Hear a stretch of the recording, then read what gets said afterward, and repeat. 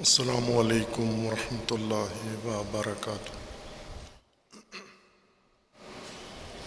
اعوذ باللہ من الشیطان الرجیم، بسم اللہ الرحمن الرحیم۔ الحمد للہ والصلاۃ والسلام علی رسول اللہ وآلہ آل اللہ واللعنۃ الدائمۃ علی اعدائہم اعداء اللہ من یوم عداوتہم الی یوم لقاء اللہ۔ عباد اللہ اوصیکم ونفسی بتقوی اللہ، اتقوا اللہ فإن خیر الزاد التقوی۔ بندگان خدا، آپ سب کو اور اپنے نفس کو تقوی الہی کی وصیت کرتا ہوں، تقوی الہی کی نصیحت کرتا ہوں، تقوی الہی کی جانب دعوت دیتا ہوں اور تاکید کرتا ہوں کہ اپنی زندگی تقوی کے مطابق گزاریں، تقوی کے زیر سایہ زندگی بسر کریں اور تقوی کی بنیاد پر نظام زندگی قائم کریں۔ تقوی انسان کی زندگی کی حفاظتی تدبیر ہے۔ اللہ تعالیٰ نے حیات انسانی کو محفوظ رکھنے کے لیے خطرات سے، آفات سے، بلیات سے اور ہلاکات سے بچانے کے لیے تدبیر فرمائی ہے۔ اس تدبیر کو انبیاء کے ذریعے، آسمانی کتابوں کے ذریعے اور اوصیاء کے ذریعے اور علماء کے ذریعے نافذ کرنے کا حکم دیا ہے،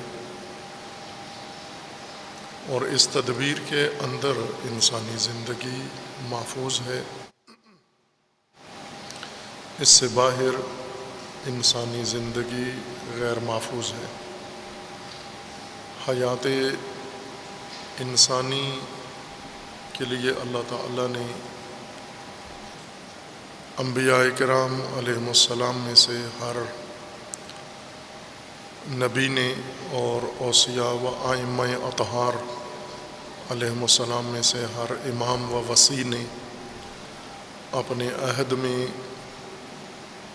اپنے زمانے کے لوگوں کو تقوی کی تعلیم دی ہے، تقوی کے مطابق ان کی تربیت کی ہے اور تقوی کے مطابق ان کو زندگی بسر کرنے کی ترغیب دلائی ہے۔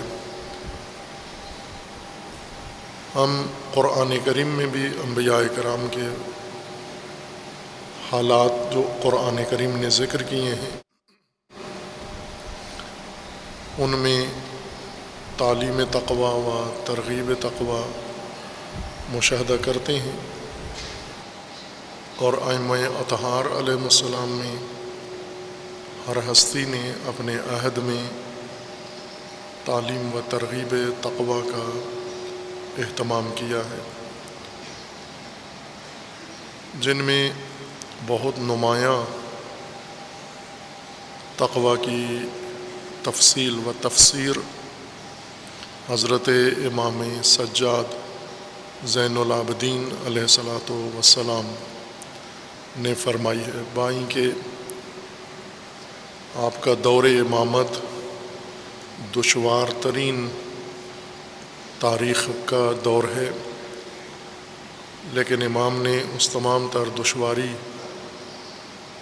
کے باوجود اصل جو مأموریت ہے امامت کی اور فریضہ ہے امامت کا، اسے بھرپور طریقے سے، احسن طریقے سے انجام دیا ہے، بلکہ بہت نمایاں ہے۔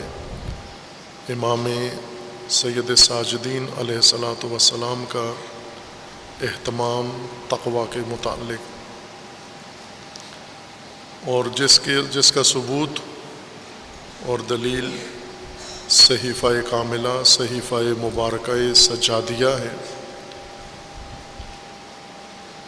جو امام علیہ السلام نے زندگی بھر تقوی جیسے خود اختیار کیا اور اپنے اہل خاندان کو، اہل بیت کو تقوی پر کاربند کیا، اور امت کو جس تقوی کے منہج کی طرف رہنمائی کی، وہ ان دعاؤں میں اور مناجات کے اندر موجود ہے، جو عظیم ذخیرہ ہے آج امت کے پاس۔ ہر چند اس کی طرف بھی رغبت نہیں ہے، بلکہ شناخت بھی نہیں ہے، اور یہ مومنین کے معمول کا جز و حصہ نہیں ہے، فراموش شدہ اور متروک منابع میں سے ہے۔ سب سے پہلے قرآن کریم مہجور ہے، خود قرآن کا دعویٰ ہے کہ قرآن مہجور ہے، اور لوگوں کی زندگیاں، بے تقوی زندگیاں دلیل ہیں کہ قرآن متروک اور مہجور ہے۔ ہر چند قرآن کا ذکر ہے، قرآن کثرت سے طباعت ہو کر موجود ہے، اور کسی حد تک پڑھا بھی جاتا ہے، لیکن نظام قرآن اور خصوصاً تقوی قرآن کریم کا یہ عملی زندگی میں مشاہدہ نہیں ہوتا۔ تقوی کے بغیر مذہب، تقوی کے بغیر مسلک، تقوی کے بغیر فرقہ، تقوی کے بغیر رسومات، تقوی کے بغیر علوم، تقوی کے بغیر سیاست، یہ جو وحشتناک حد تک آج ہمیں نظر آتے ہیں، اور بغیر تقوی کے مذہب بے دینی سے بدتر ہو جاتا ہے، کہ تقوی ہو، مذہب ہو، تقوی نہ ہو، دین ہو، تقوی نہ ہو، فرقہ ہو، تقوی نہ ہو، رسومات ہوں، تقوی نہ ہو، تعلیم ہو، تقوی نہ ہو، یہ دین و مذہب و فرقہ لادینیت سے بہت بدتر اور مضرتر ہو جاتا ہے، جیسا کہ ابھی ہے۔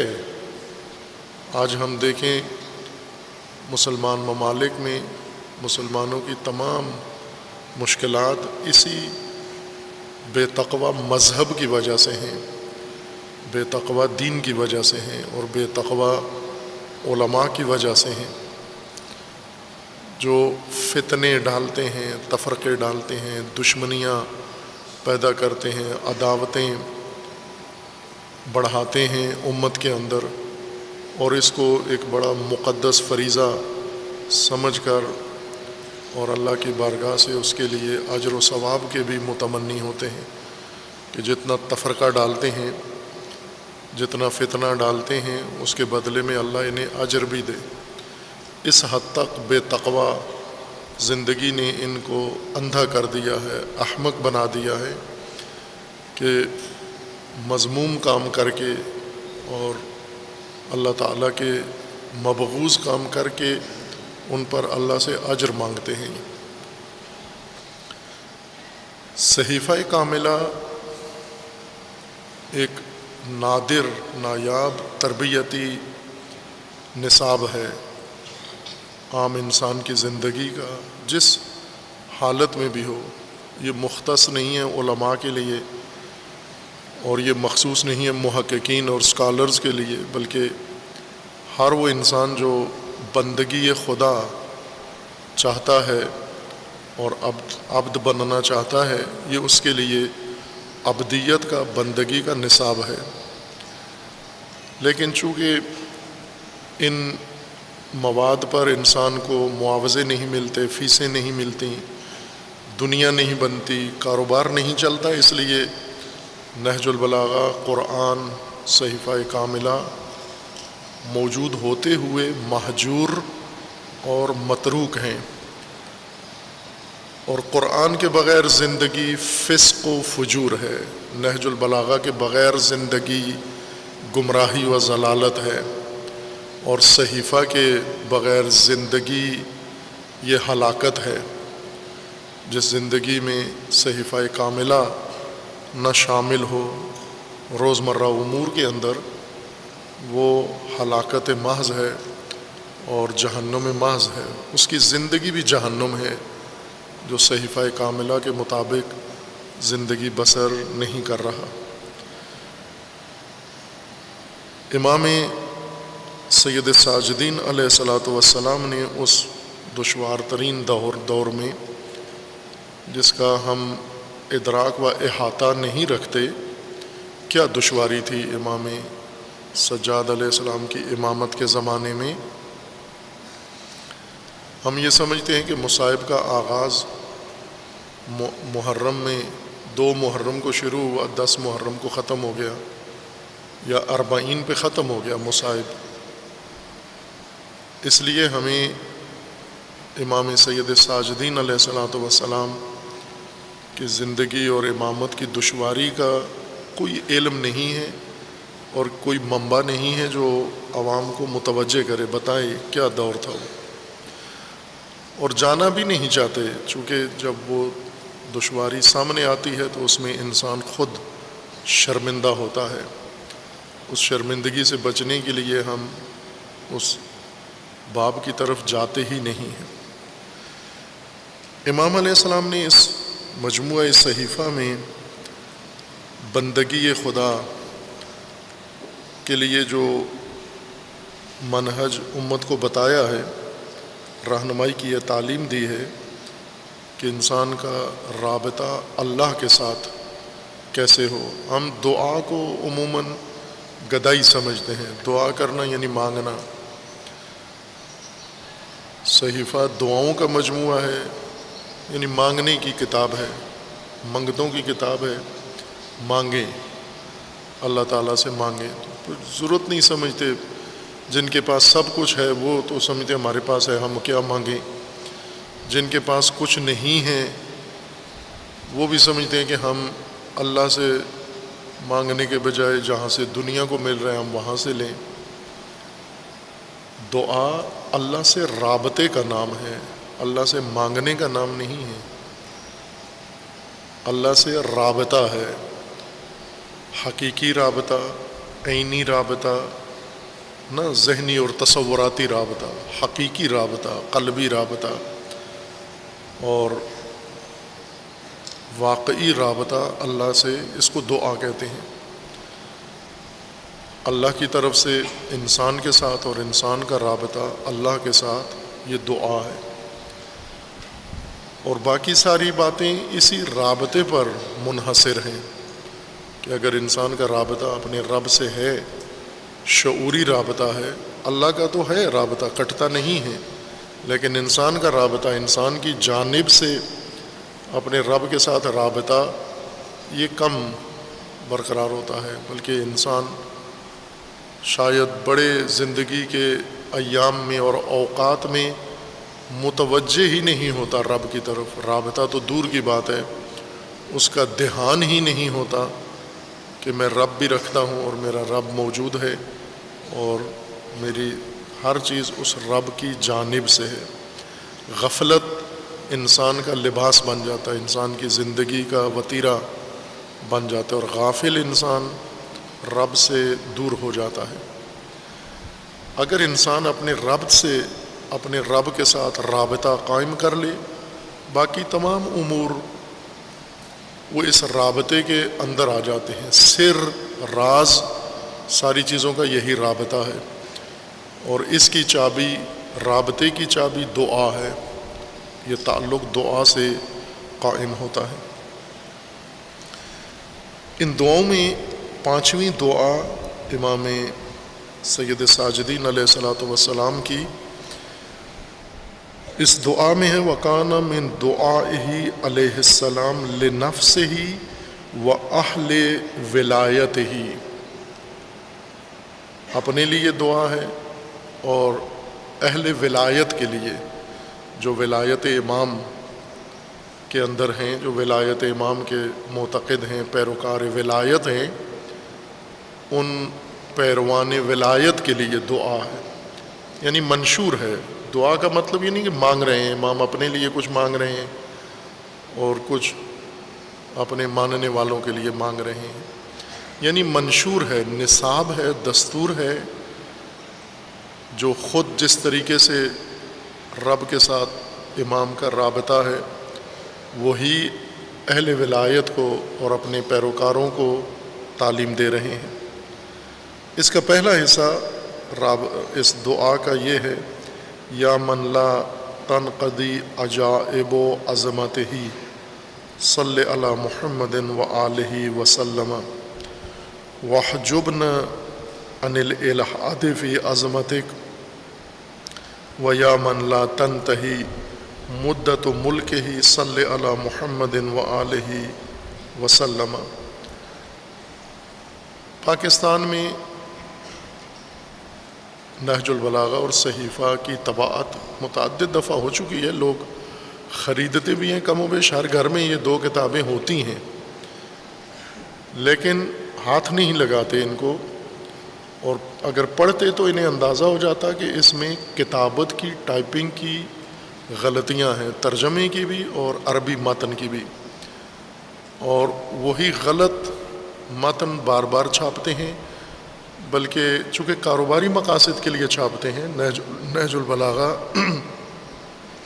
چونکہ تبرکاً ہر آدمی نے رکھنی ہے، گھر میں خرید کے رکھنی ہے اس نے، تو اس لیے کاروباری لوگ، پبلشرز، تجارتی لوگ یہ ہر ایڈیشن جو اگلا نیا چھپتا ہے وہ پہلے سے زیادہ غلطیوں پر مشتمل ہوتا ہے.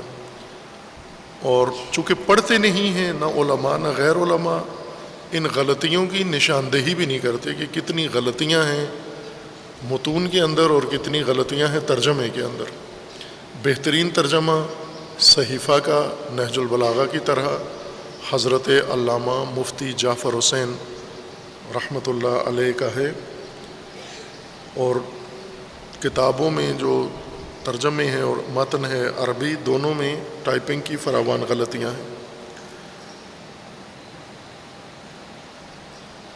وَيَا مَنْ لَا تَنْتَهِي مُدَّةُ مُلْكِهِ صَلِّ عَلَى مُحَمَّدٍ وَآلِهِ وَسَلَّمَ وَاعْتِقْ رِقَابَنَا مِنْ نِقْمَتِكَ وَيَا مَنْ لَا تَفْنَى خَزَائِنُ رَحْمَتِهِ صَلِّ عَلَى مُحَمَّدٍ وَآلِهِ وَاجْعَلْ لَنَا نَصِيبًا مِنْ رَحْمَتِكَ وَيَا مَنْ تنقطع دون رؤيته الأبصار صل على محمد وآله وسلم وادننا إلى قربك ويا من تصغر عند خطرة الأخطار صل على محمد وآله وكرمنا عليك ويا من تظهر عنده بواطن الأخبار صل على محمد وآله ولا تفضحنا لديك.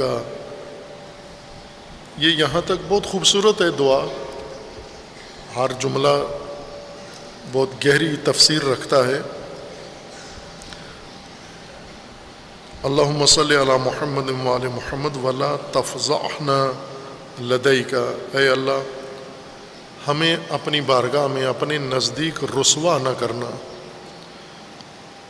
اللہ کے سامنے رسوائی سے بچا ہمیں. اے رب، اے پروردگار، تیرے سامنے ہم رسوا نہ ہوں. ہم لوگوں کے سامنے رسوائی سے کتنا بچتے ہیں، کوشش کرتے ہیں کہ ہمارے عیوب، ہمارے عیب، ہماری غلطیاں، ہمارے جرائم یہ لوگوں کے سامنے نہ کھلیں، خصوصاً وہ عیب جن کے بعد انسان کی عزت آبرو ختم ہو جاتی ہے. امام علیہ السلام فرماتے ہیں کہ اے پروردگار، تیری بارگاہ میں ہم رسوا نہ ہوں، اس رسوائی سے ہمیں بچا. اللہم اغننا عن ہبۃ الوہابین بہبتک. اے پروردگار، تو ہمیں اپنے ہبہ سے، اپنی عطا سے، مخلوق کے اندر عطا کرنے والوں کی عطا سے بے نیاز کر دے، غنا دے دے ہمیں، کہ ہم تیرے ہبہ کے نتیجے میں، تیرے ہبہ کے توسط سے، ہبہ وہ عطیہ جو اللہ تعالیٰ کی طرف سے دیا جاتا ہے بلا معاوضہ، اجر کے طور پر نہیں دیا جاتا، کسی چیز کے اجرت کے طور پہ نہیں دیا جاتا، بلکہ دینے والا اپنی بخشش، اپنے کرم، اپنے جود اور اپنی ہستی اور ذات کو دیکھتے ہوئے کسی دوسرے کو کچھ عطا کرتا ہے، اسے ہبہ کہتے ہیں۔ امام علیہ السلام فرماتے ہیں کہ اے پروردگار، تیرے ہبہ سے ہم تیری مخلوق کے ہبہ سے بے نیاز ہو جائیں، اس طرح ہماری زندگی بنا، اس طرح سے ہمیں توفیق عطا فرما کہ ہم فقط تیری بخشش اور تیرے ہبہ اور تیرے عطیہ سے دوسرے سب کے عطیہ سے بے نیاز ہو جائیں، ہمیں اپنے علاوہ ہر ایک سے بے نیاز کر دے۔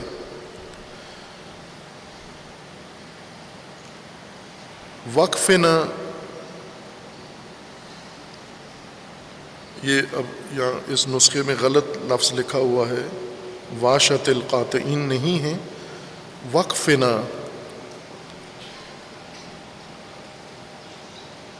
قطع القاطعین ظاہراً اس عبارت میں اس طرح سے ہے،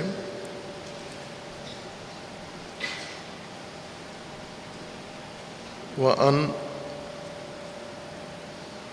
صلۃ القاطعین ہونا چاہیے لفظ، اس عبارت میں غلط لکھا ہوا ہے اس کتاب میں جو صحیفہ سجادیہ کی چھپی ہوئی ہے، اور امامیہ کتب خانہ مغل حویلی نے یہ نسخہ چھاپا ہوا ہے، اندرون موچی دروازہ لاہور، تصحیح کے بغیر۔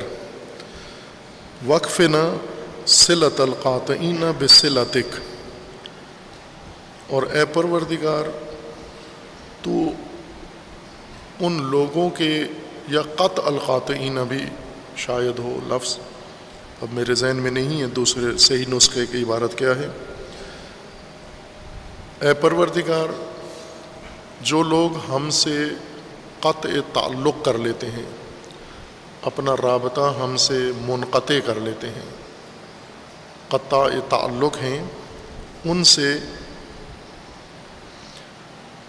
ہمیں بے نیاز کر دے، تو اپنے تعلق کے ذریعے، اپنے ساتھ رابطے کے ذریعے ہمیں ان لوگوں سے بے نیاز کر دے جو ہم سے قطع تعلق کر لیتے ہیں۔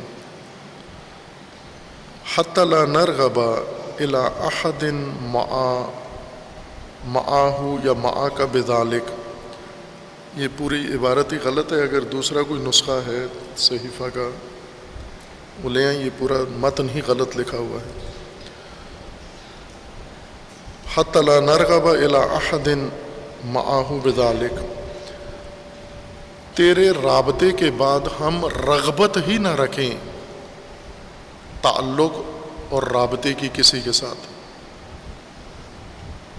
ہم معمولاً خواہاں ہوتے ہیں، رابطوں کے خواہاں ہوتے ہیں، حکمرانوں کے ساتھ رابطہ، افسروں کے ساتھ رابطہ، بیوروکریسی کے ساتھ رابطہ، پولیس کے ساتھ رابطہ، وزیروں کے ساتھ رابطہ، منسٹروں کے ساتھ رابطہ، اسمبلی ممبران کے ساتھ رابطہ، سرمایہ داروں کے ساتھ رابطہ، بڑی شخصیات کے ساتھ رابطہ۔ ہر آدمی خواہاں ہوتا ہے اور بڑا اس کو اپنے لیے ایک اعزاز سمجھتا ہے، کامیابی سمجھتا ہے کہ میرا کتنا وسیع رابطہ ہے۔ رابطہ نہ ایمانی تعلق یا سماجی معاشرتی تعلق، مفادات کا تعلق مراد یہ ہے، یعنی مفادات کی خاطر ہم خواہاں ہوتے ہیں روابط کے۔ ویسے تو اسلامی روابط، برادرانہ روابط، اخوت کے روابط، انسانی روابط، یہ تو دین کا حکم ہے، یہ حتماً قائم کرنے اور قطع نہیں کرنا، جیسے خاندان کے ساتھ روابط، صلہ رحمی، ارحام کے ساتھ، اپنے اقربا کے ساتھ روابط، یہ دین کا حکم ہے۔ لیکن مفادات کے لیے کہ ان لوگوں سے ہمارا رابطہ ہو، یہ رابطہ کسی کام آئے گا، ہماری کوئی مشکل اس رابطے سے حل ہو جائے گی۔ مشکل کشا رابطے، عموماً یہ اس غرض سے ہم رابطے رکھتے ہیں۔ امام علیہ السلام فرماتے ہیں کہ اے پروردگار، تیرے ساتھ رابطہ اتنا وسیق گہرا ہو جائے کہ ہمیں رغبت ہی نہ ہو تیرے علاوہ کسی اور کے ساتھ رابطہ رکھنے کی، نہ کہ ہم رابطے کے لیے محتاج نہ ہو، رغبت ہی نہ ہو۔ یہ سب سے بڑی بے نیازی انسان کے اندر یہ ہے، رغبت نہ ہو، دنیا کی طرف رغبت نہ ہو، منصب کی طرف رغبت نہ ہو، شہرت کی رغبت نہ ہو۔ زہد اسی کو کہتے ہیں، رغبت کا خاتمہ، کہ انسان کے اندر رغبت نہ ہو ان چیزوں کی۔ بعض لوگ ہوتے ہیں ان کے پاس دنیا نہیں ہے یہ، لیکن رغبت بہت شدید ہے دنیا کی، حرص اسی شدید رغبت کو کہتے ہیں، ہوس کو کہتے ہیں، اور آرزو کو کہتے ہیں جو چھپائی نہ جا سکے۔ جیسے پیاسا آدمی، پیاس ہے شدید، اس کو پانی نہیں مل رہا اور اپنی پیاس چھپا نہیں سکتا۔ اگر آپ اسے پوچھیں، ممکن ہے زبانی طور پر کہے نہیں پیاس نہیں لگی ہوئی، لیکن اس کے خشک لب بتاتے ہیں اس کو پیاس ہے، منہ کی خشکی، گلے کی خشکی بتاتی ہے اسے پیاس ہے، اس کے تلفظ الفاظ کی ادائیگی بتاتی ہے اس وقت شدید پیاس ہے، چہرے کے اس کے خد و خال بتاتے ہیں کہ اس کو پیاس ہے شدید۔ یعنی پیاس بعض اوقات اتنی غلبہ انسان کے اندر پا لیتی ہے کہ چھپانے سے نہیں چھپتی۔ بھوک بھی ایسے ہے، کئی دفعہ ہم تکلفاتی طور پر کسی کو کہہ دیتے ہیں، آپ تکلفاتی طور پر پوچھتے ہیں کھانا کھائیں گے، وہ شدید بھوکا ہوتے ہوئے بھی چونکہ خوددار آدمی ہے، خوددار ہے، اس لیے چھپا لیتا ہے اپنی بھوک کو، کہتا ہے کہ میں نے کھانا نہیں کھانا۔ قناعت اسی چھپانے کو کہتے ہیں، ضرورت چھپانے کو قناعت کہتے ہیں۔ اگر وہ قانی انسان ہے، خوددار آدمی ہے، تو عموماً اپنی بھوک یا ضرورت چھپاتا ہے، لیکن بعض اوقات یہ بھوک اتنی شدید ہوتی ہے چھپانے سے چھپتی نہیں ہے۔ اسی طرح انسان کی خواہش، آرزو، اس کو کبھی انسان چھپانا چاہتا ہے اور یہ چھپانے سے نہیں چھپتی، کوشش کرتا ہے انسان اس کو پنہان رکھے لیکن چھپتی نہیں ہے۔ اگر آرزو شدید ہو اور نہ چھپے، اس کو عربی زبان میں حرص کہتے ہیں، یہ حریص انسان ہے، اور یہ آرزو انسان کی رغبت ظاہر ہو جاتی ہے، ٹپک پڑتی ہے کہیں نہ کہیں سے۔ اگر نہ بھی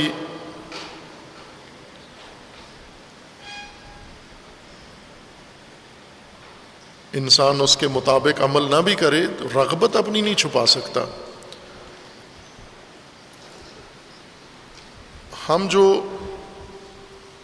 خواہشات رکھتے ہیں اور ان کی شدید رغبت ہمارے اندر ہے، یہ ہم پنہان نہیں کر سکتے، رغبتیں ظاہر ہو جاتی ہیں۔ مثلا بعض لوگ ہیں ان کے تعلقات نہیں ہیں، سیاسی تعلقات، مالی تعلقات، مادی تعلقات، مفاد پرستی والے تعلقات مراد ہیں، انسانی تعلقات، صلہ رحمی والے تعلقات، یہ سب کے ہونے چاہیے، یہ لازم ہے اور واجب ہیں۔ قرآن کریم کا بھی حکم ہے کہ جو لوگ قطع تعلق کرتے ہیں ان مواقع پر جن میں تعلق کا اللہ نے حکم دیا ہے، امر کیا ہوا ہے، وہ تعلقات کاٹنا حرام ہے، جرم ہے۔ ینقضون ما امر اللہ بہ ان یوصل، جن تعلقات کے قائم رکھنے کا اللہ نے حکم دیا ہے، یہ ان تعلقات کو کاٹ دیتے ہیں، ختم کر دیتے ہیں، نقص کر دیتے ہیں، یہ مجرم ہیں۔ وہ تعلقات رکھنے ہیں اقربا کے ساتھ، رشتہ داروں کے ساتھ، مسلمانوں کے ساتھ، مومنین کے ساتھ، ہر اس جگہ جہاں آپ کا تعلق ہونا چاہیے وہ تعلق قائم رہے۔ امام جن تعلقات سے بے رغبتی مانگ رہے ہیں اللہ سے کہ خدایا رغبت ہی ختم کر دے، مفادات کی کے تعلقات ہیں، وہ تعلقات جن کے پیچھے مفاد کار فرما ہوتا ہے، جن کے پیچھے کوئی ہوس کار فرما ہوتی ہے، ان تعلقات کی رغبت ہمارے اندر ختم کر دے۔ کس طرح ختم ہو؟ جب تعلق اللہ کے ساتھ، ذات غنی کے ساتھ، اللہ کے اسماء الحسنی میں سے ایک اسم مبارک اسم غنی ہے، تو جب انسان غنی سے جب تعلق قائم کرتا ہے تو پھر دوسروں سے تعلق کی رغبت ہی انسان سے ختم ہو جاتی ہے۔ دوسروں کی تعلق کی رغبت کیوں ہے ہمارے اندر؟ مفادات کی خاطر، چونکہ اصل جو منبع ہے انسان کا وہ انسان کو معلوم نہیں۔ جیسے قرآن کریم کی آیت ہے، یہاں ایک اصطلاح عام استعمال ہوتی ہے، آپ سنتے ہیں بعض اوقات اکثر لا علم لوگ یہ اصطلاح استعمال کرتے ہیں، کبھی کبھی علماء اور صاحبان معرفت بھی یہ اصطلاح استعمال کرتے ہیں فقیر کی۔ بعض اوقات تو آپ ایسے پاکستان میں دیکھتے ہیں ایک طبقہ اپنے آپ کو کہتے ہیں ہم فقیر ہیں، اور فقیر کا لفظ اپنے لیے استعمال کرتے ہیں، ہم جماعت فقراء ہیں، ہمارا مسلک فقر ہے، ہم شیعہ سنی کی تقسیم میں نہیں آتے، ہم فقیر ہیں۔ اس طرح کی بات کرتے ہیں یہ لوگ۔ یہ جو اصطلاح ہے فقر کی، جو یہ صوفیاء یا صوفی رجحان رکھنے والے افراد اپنے لیے استعمال کرتے ہیں، یہ قرآن کریم سے اصطلاح لی گئی ہے۔ یہ اردو والا فقر اور اردو والی فقیری نہیں ہے۔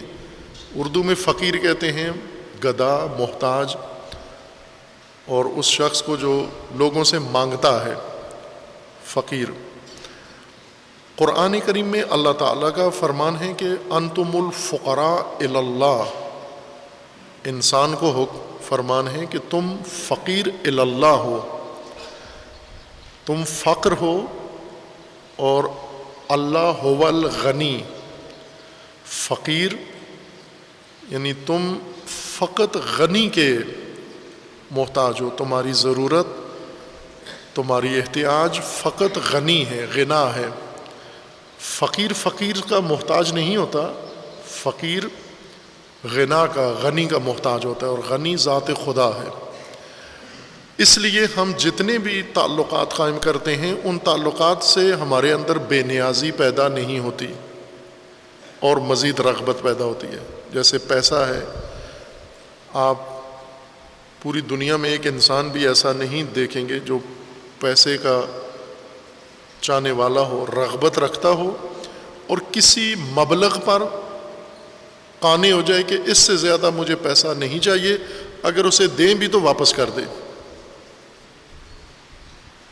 ایسے افراد نہیں ملیں گے۔ ممکن ہے بعض یہ کام کریں،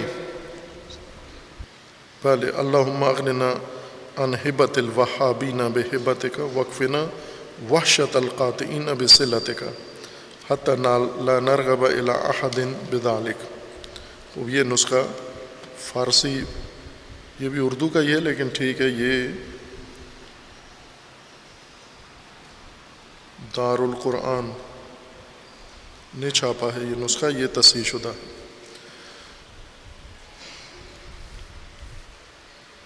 رغبت ہوتی ہے، قناعت کی وجہ سے انسان کسی سے کچھ لیتا نہیں ہے یا ہاتھ نہیں بڑھاتا، قناعت کی وجہ سے۔ قناعت کا مطلب ہوتا ہے چھپی ہوئی ضرورت، پنہان کی گئی ضرورت، جس کا انسان اظہار نہیں کرتا۔ اس قناعت کے نیچے رغبت ہوتی ہے، صرف انسان ہاتھ نہیں پھیلاتا، مانگتا نہیں ہے، چھپا لیتا ہے، لیکن رغبت موجود ہوتی ہے۔ امام فرماتے ہیں کہ پروردگار، میں یہ نہیں کہتا کہ میرے اندر رغبت ہو لیکن قناعت کی وجہ سے میں رغبت کو پنہان کر لوں۔ قناعت مقنعہ سے ہے مقنا سر ڈھانپنے کے کپڑے کو کہتے ہیں، اور قناعت آرزو چھپانے کی ارادے کو کہتے ہیں، یا حالت کیفیت کو کہتے ہیں، جس سے انسان اپنی آرزو چھپا لیتا ہے۔ بعض لوگ نہیں چھپا سکتے، جو ہی دل میں اٹھتی ہے فوراً زبان پہ لے آتے ہیں، فوراً ہاتھ پھیلا دیتے ہیں۔ بعض کے اندر یہ رغبت ہوتی ہے لیکن اسے اظہار نہیں کرتے، یہ قناعت ہے۔ امام فرماتے ہیں کہ اے پروردگار، میں تیرے ساتھ رابطہ ہو، تو ذات غنی ہے، اور غنی کے ساتھ رابطہ انسان کو بے نیاز کر دیتا ہے۔ محتاج کے ساتھ، حریص کے ساتھ رابطہ انسان کو حریص کر دیتا ہے۔ آپ تجربہ کر لیں، جس طرح کے شخص کے ساتھ آپ کا رابطہ ہوگا آپ ویسے ہی ہو جائیں گے۔ اگر آپ حریص، طماع انسان جس کے اندر شدید طمع ہے، اس کے ساتھ تعلق رکھیں، ذہنی یا عملی جسمانی، آپ بھی حریص ہو جائیں گے، طماع ہو جائیں گے۔ آپ قناعت پسند انسان کے ساتھ تعلق رکھیں، اس کی صفت آپ کے اندر آ جائے گی، آپ قانع ہو جائیں گے، آپ کے اندر بھی قناعت آ جائے گی۔ آپ صبور انسان کے ساتھ تعلق رکھیں تو آپ کے اندر بھی صبر آ جائے گا۔ آپ اگر جزو انسان، بے صبرا، آہ وویلا کرنے والا، جو چھوٹی سی بات پر بھی شور مچاتا ہے، اس کے ساتھ رابطہ رکھیں، آپ کا صبر بھی ختم ہو جائے گا۔ اسی طرح اگر ہم رغبت رکھنے والے راغبین دنیا کے ساتھ تعلق رکھیں گے، خود ہی ہمارے اندر یہ رغبت پیدا ہو جائے گی۔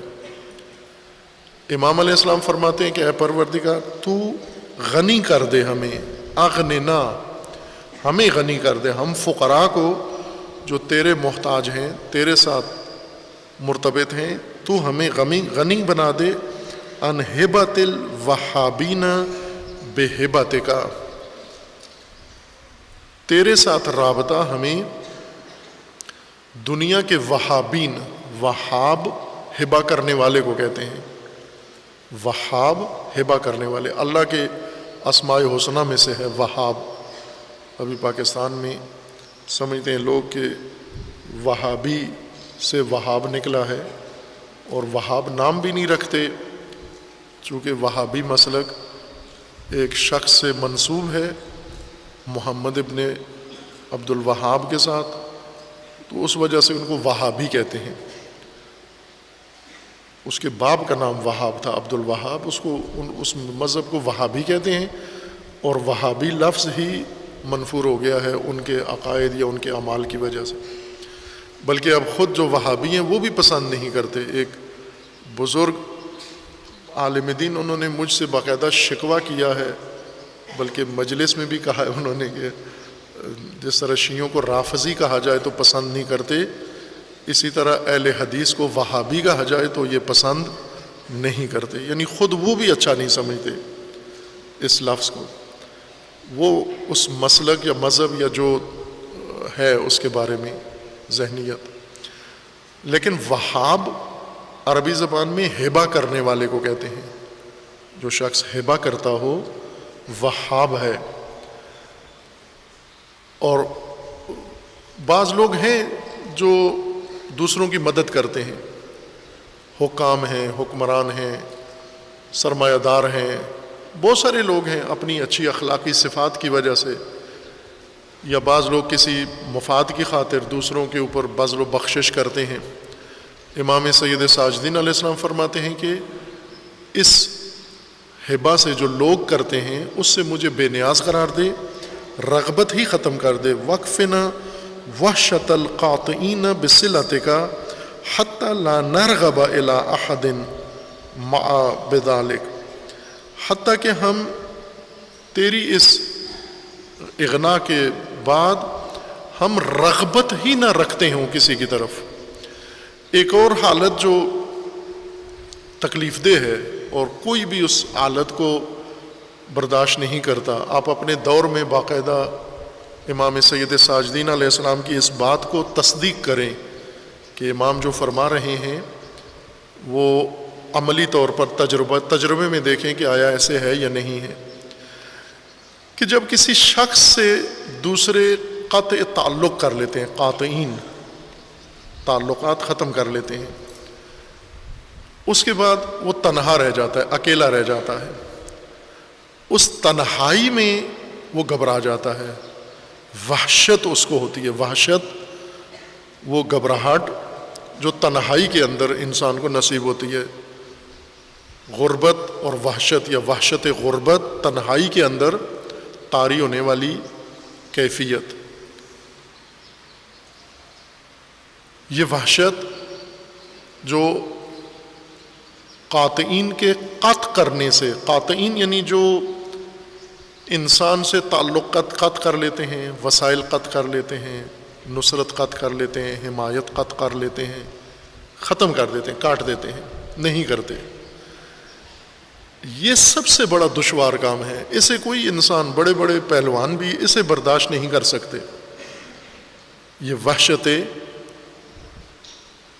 قطع صلہ قاطعین، وہ تعلق جو قاطعین قطع تعلق کرنے کے بعد انسان کو فیس کرنا ہوتی ہے، دیکھنا ہوتی ہے۔ اور امام سید ساجدین علیہ السلام کا یہ زمانہ تھا، قاطعین تھے، امام قاطعین کے عصر میں امامت کر رہے تھے۔ یہ جملے میں نے عرض کیا تھا نا کہ یہ صحیفہ دعا، اردو معنی میں جس کو دعا کہتے ہیں، مانگنا، یہ وہ کتاب نہیں ہے صحیفہ سجادیہ، منشور ہے بندگی کا، کہ عبد خدا کیسے توحیدی زندگی، عبدیت کی زندگی، بندگی کی حالت میں کیسے زندگی گزارے۔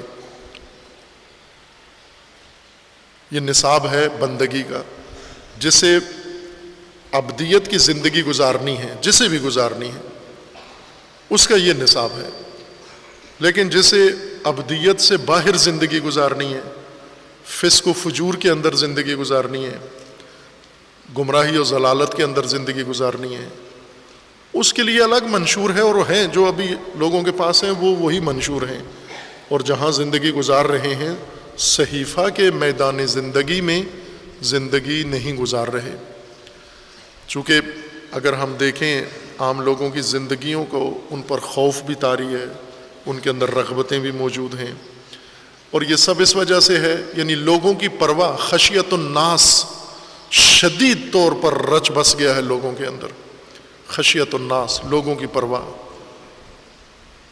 لوگوں کی خاطر زندگی بسر کرنا، لوگوں کے خوف کے تحت زندگی بسر کرنا، لوگوں کی شاباش اور شہرت اور پسند کی زندگی بسر کرنا، لوگوں کی حمایت والی زندگی بسر کرنا، یہ عام لوگوں کا منشور ہے۔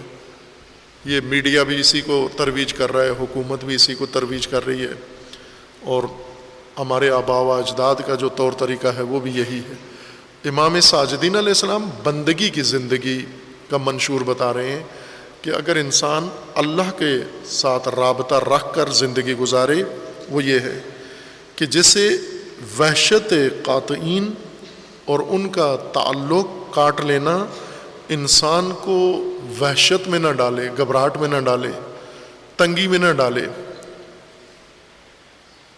یہ کس طرح ممکن ہے کہ کسی انسان سے سارے تعلق کاٹ لیں، وہ پھر بھی بہت مطمئن ہو؟ یہ ایک صورت میں ہے کہ جب اپنے رب کے ساتھ انسان کا رابطہ ہو جائے، پھر قاطعین کے قطع سے کوئی وحشت انسان پر طاری نہیں ہوتی۔ حتی لا نرغب الی احد مع بذلک ولا نستوحش من احد من فضلک، پھر انسان کسی کی پرواہ نہیں کرتا، کوئی رابطہ رکھے، رابطہ نہ رکھے، تعلق رکھے، تعلق نہ رکھے، کوئی آئے نہ آئے، ہر دو صورتوں میں۔ کیوں کہ جس کے ساتھ تعلق ہونا چاہیے اس کے ساتھ بہت گہرا، عمیق و وسیع تعلق قائم ہے اس کا۔ اللہم فصل علی محمد و آلہ وقد لنا ولا تقد علینا، اور اے پروردگار قد لنا ولا تقد علینا، آپ دعائے کمیل میں بھی پڑھتے ہیں خداوند تبارک و تعالیٰ سے کہ اللہ محمد قادنا فقد ہو، جو ہمارے خلاف کوئی سازش کرتا ہے، تدبیر کرتا ہے، منصوبہ بناتا ہے، سوء نیت رکھتا ہے، تو بھی اس کے خلاف ویسا ہی کر۔ امام فرماتے ہیں کہ تدبیر کر ہمارے لیے، لیکن ہمارے حق میں ہو۔ وَلَا تَكِدْ عَلَيْنَا وَامْكُرْ لَنَا وَلَا تَمْكُرْ بِنَا وَأَدِلْ لَنَا وَلَا تُدِلْ مِنَّا۔ اے پروردگار، ہمارے لیے تیرا جو مکر ہے وہ ہمارے حق میں ہو، تیری تدبیر۔ مکر بھی غیر محسوس تدبیر کو کہتے ہیں، کد بھی غیر محسوس تدبیر کو کہتے ہیں۔ یہ تدبیر ہمارے حق میں ہو، ہمارے خلاف نہ ہو، اور ہمیں دشمنوں کے مکر کا ذریعہ نہ بنا، ہمیں دشمنوں کے رحم و کرم پر نہ چھوڑ دے۔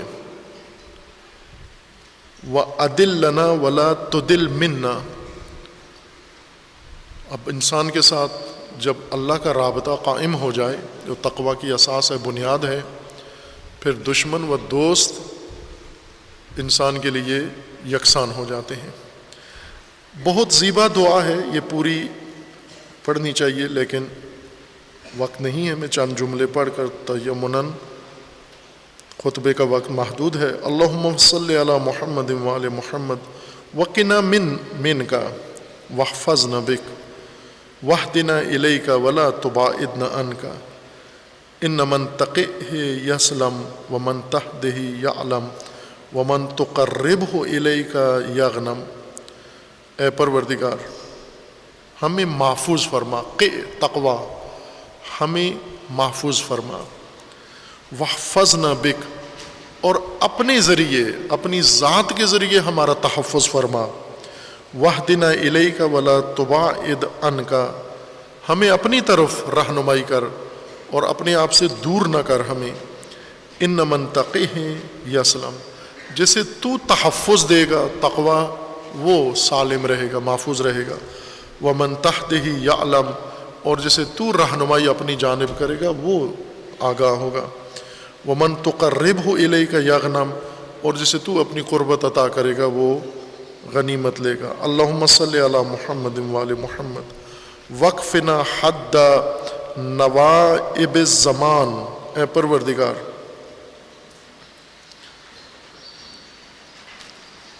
وقفنا، تو کفایت کر، تیری پناہ میں ہم آ جائیں، تیری پناہ میں آنے کے بعد تو کافی ہو ہمارے لیے، حد نوائب الزمان، زمانے کی سختیوں اور دشواریوں میں، وشر مصائد الشیطان، اور شیطان کے ہیلوں سے تو کافی ہو ہمارے لیے، ومرارۃ سولۃ السلطان، اور ظالم ستمگر حکومت و سلاطین کے ظلم سے بھی تو کافی ہو ہمارے لیے۔ اس طرح سے ہمیں اپنی پناہ میں لے لے۔ اللہم انما یکتفی المکتفون بفضل قوتک فصلی علی محمد وآلہ وقفنا۔ یہ وہ دستور ہے، عملی منشور ہے مومن کو زندگی گزارنے کے لیے، ظالم جابر حکمرانوں کے دور میں مومنانہ زندگی بسر کرنے کے لیے، امامت و ولایت کے نظام کے ساتھ۔ جس طرح اس دعا کے آغاز میں ہے کہ یہ دعا ہے وَكَانَ مِن دُعَائِهِ علیہ السلام لِنَفْسِهِ وَلِأَهْلِ وِلَایَتِهِ، اپنے لیے دعا ہے اور اپنے پیروان کے لیے، ولایت والوں جو ولایت امام کے معتقد ہیں، یہ ان کے لیے دعا ہے، ان کا منشور ہے وہ کس طرح زندگی گزاریں، کس طرح محفوظ زندگی گزاریں۔ وہ کون سا تقوی ہے جو امام سید ساجدین علیہ السلام نے خود اپنایا اور دشوار ترین زمانے میں زندگی گزاری، اور امام نے یہی منشور جس پر خود زندگی گزاری ہے، یہی اپنے پیروکاروں کو بھی بتا رہے ہیں کہ یہ اصول ہیں زندگی کے، یہ تم اپنا لو، تم بھی دشوار ترین زمانوں میں یہ ساری چیزیں برداشت کرنے کے قابل ہو جاؤ گے۔ اللہ تعالیٰ انشاءاللہ ہمیں اس صحیفہ مبارکہ کے معرفت سے اور بیان سے اور تعلیم سے آگاہ ہونے کی توفیق عطا فرمائے۔ اور اس کے مطابق خداوند تعالی ہمیں زندگی گزارنے کی توفیق عنایت فرمائے انشاءاللہ۔ اعوذ باللہ من الشیطان الرجیم، بسم اللہ الرحمن الرحیم۔ انا اعطیناک الکوثر فصل لربک وانحر ان شانئک هو الابتر۔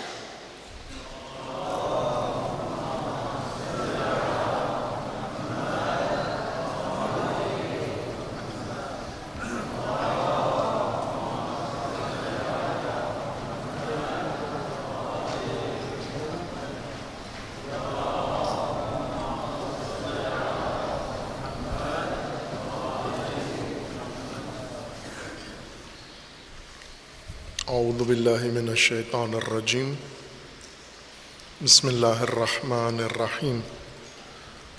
الحمد للہ والصلاة والسلام علی رسول اللہ وآلہ آل اللہ، سیما علی امیر المؤمنین علی ابن ابی طالب علیہ الصلاۃ والسلام، وفاطمۃ الزہرا سیدۃ النساء العالمین، والحسن والحسین سیدی شباب اہل الجنہ وصبطی الرحمہ،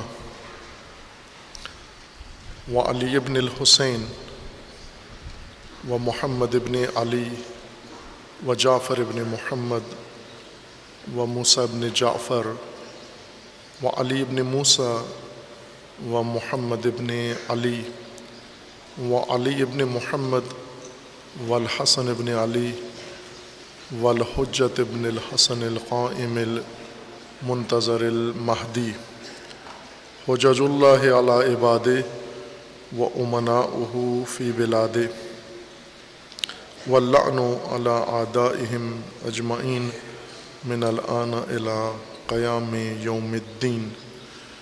عباد اللہ اوصیکم ونفسی بتقوی اللہ، اتقوا اللہ فإن خیر الزاد التقوی۔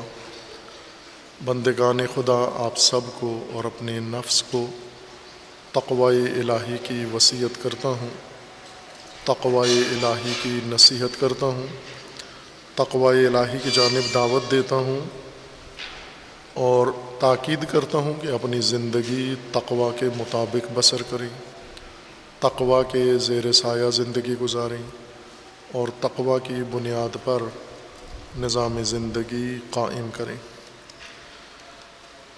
تقوی تدبیر ہے حفاظتی، تقوی کے سائے میں انسان دنیاوی دشمنوں کے مقابلے میں محفوظ ہے، اخروی عذاب کے مقابلے میں محفوظ ہے۔ تقوی کے زیر سایہ انسان ہر شر و بلا و آفت سے محفوظ ہے، اور تقوی کے سائے میں اور تقوی کے دائرے کے اندر انسان کی زندگی اور دین بھی محفوظ ہے، اور تقوی سے باہر انسان دین سے بھی باہر ہو جاتا ہے۔ امام سید ساجدین علیہ الصلاۃ والسلام اس مبارزاتی تقوی کا مجسم نمونہ و اسوہ و پیکر ہیں۔ اگر ہم نے قرآنی تقوی عملی میدان میں زمین پر دیکھنا ہو، اس کا اعلیٰ نمونہ اور سب سے برتر نمونہ امام سید ساجدین علیہ الصلاۃ والسلام ہے۔ امام سید ساجدین علیہ الصلاۃ والسلام عملی اور مبارزاتی تقوی کا نمونہ ہے۔ امام سید ساجدین علیہ الصلاۃ والسلام جس طرح اپنی دعاؤں میں پروردگار کی بارگاہ میں یہ عرض کرتے ہیں کہ خدایا یہ غربت و خذلان یہ مجھے وحشت زدہ نہ کرے، یہ تنہائی مجھے وحشت زدہ نہ کرے۔ یہ امام کی عملی زندگی کی تصویر ہے، تنہائی اور قطع تعلق سب کا۔ دشمنوں کا حصار اور دوستوں کی دوری، یہ عملی زندگی تھی امام علیہ السلام کی، اور اس زندگی کے اندر امام نے اپنا عہد بسر کیا، امامت کی، جس کے متعلق معرفت مسلمانوں کے اندر بہت قلیل ہے، حتیٰ جو اپنے آپ کو امامت کا پیروکار سمجھتے ہیں شیعہ، امام زین العابدین علیہ السلام کی زندگی میں 4 سطروں کی معرفت بھی ان کو نہیں ہے، نہ خطیبوں کو، نہ ذاکروں کو، نہ عالموں کو۔ اور امام سید ساجدین علیہ السلام کی زندگی گویا انہیں یوں لگتا ہے کہ 10 محرم کو امام ساجدین علیہ السلام کی زندگی شروع ہوتی ہے اور سفر شام کے بعد مدینہ میں آ کے ختم ہو جاتی ہے، چونکہ اسی چند مصائب کے جملے بعض مستند ہیں، تاریخی ہیں، بعض نہیں ہیں، تاریخ میں ان کا کوئی ذکر نہیں ہے جو امام سید ساجدین علیہ السلام کے مصائب کے طور پر پڑھے جاتے ہیں، بنائے گئے ہیں دردناک داستانیں تاکہ لوگوں کو زیادہ سے زیادہ رلایا جا سکے۔ اس سے زیادہ کسی کے پاس کوئی مواد نہیں ہے۔ اور امام سید ساجدین علیہ السلام کربلا سے پہلے کیا تھے، کہاں تھے؟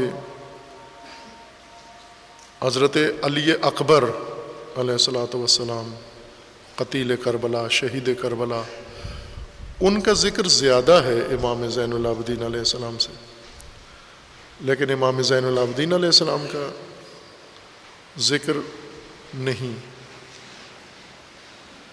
تجزیہ امام سید ساجدین علیہ السلام کی زندگی کا تحلیلی تاریخ نہیں، علماء نے بھی نہیں۔ اب جب یہ دن آتا ہے امام سید ساجدین علیہ السلام کی شہادت، تو کربلا کے چند واقعات کے علاوہ کوئی تذکرہ امام کا نہیں ہوتا۔ امام کی ولادت 38 ہجری میں ہوئی ہے اور 92 یا 94 ہجری میں امام کی شہادت ہوئی ہے۔ 38 ہجری سے 94 ہجری تک یہ پوری عمر ہے امام علیہ السلام کی، عمر مبارک۔ اب آپ اس پہ غور فرمائیں کہ اتنی زندگی، اس میں سے کتنا مواد آج تشیع کے پاس ہے۔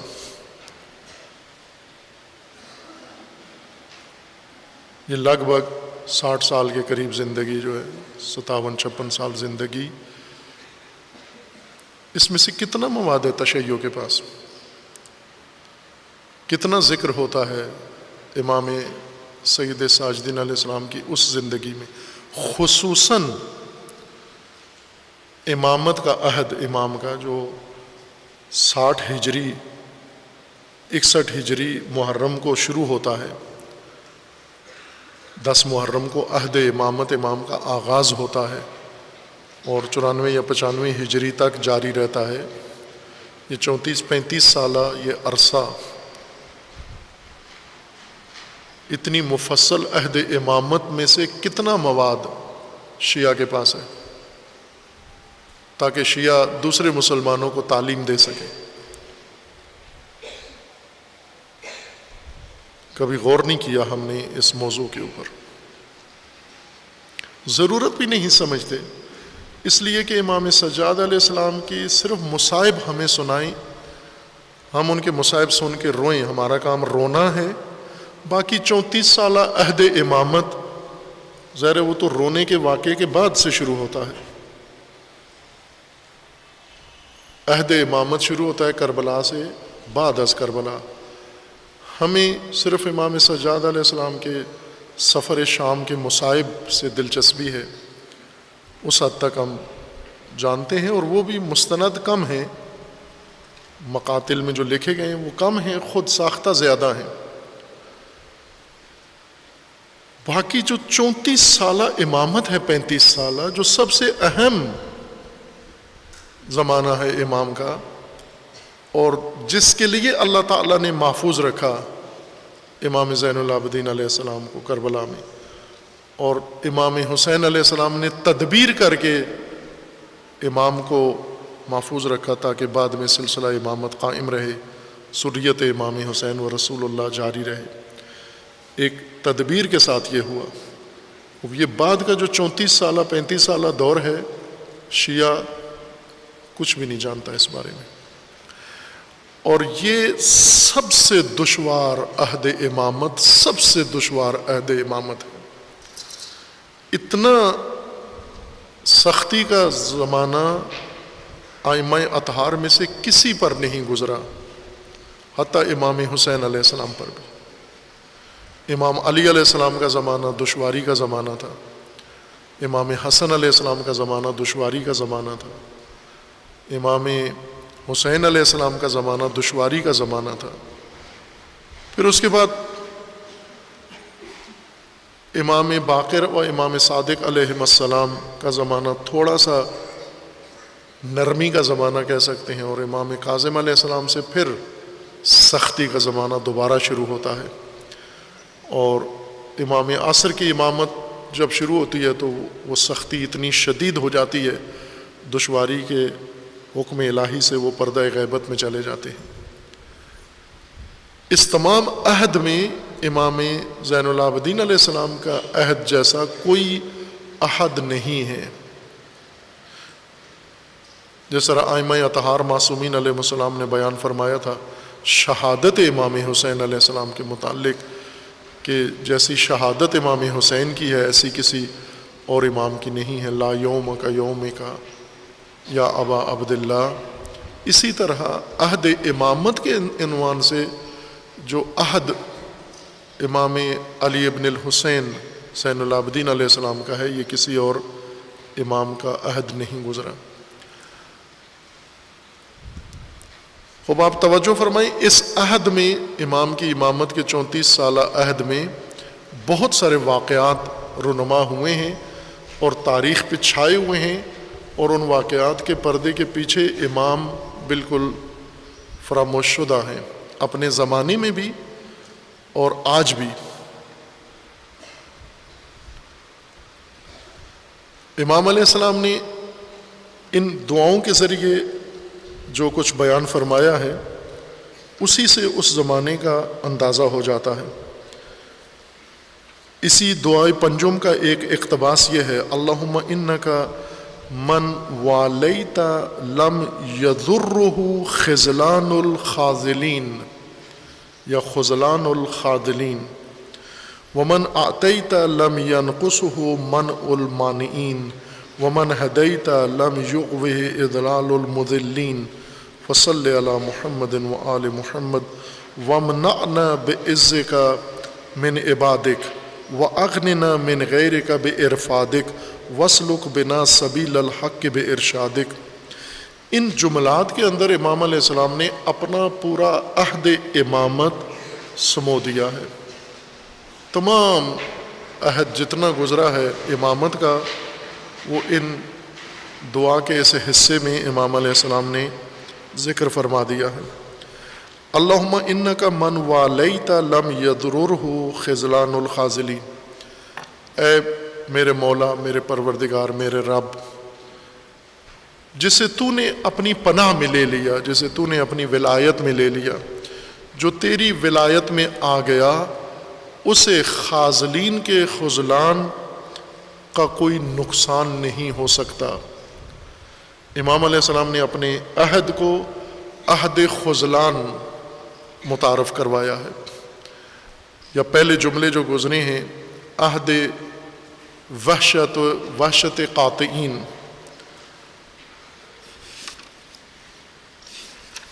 اس حصے میں امام علیہ السلام کا یہ فرمانا تھا کہ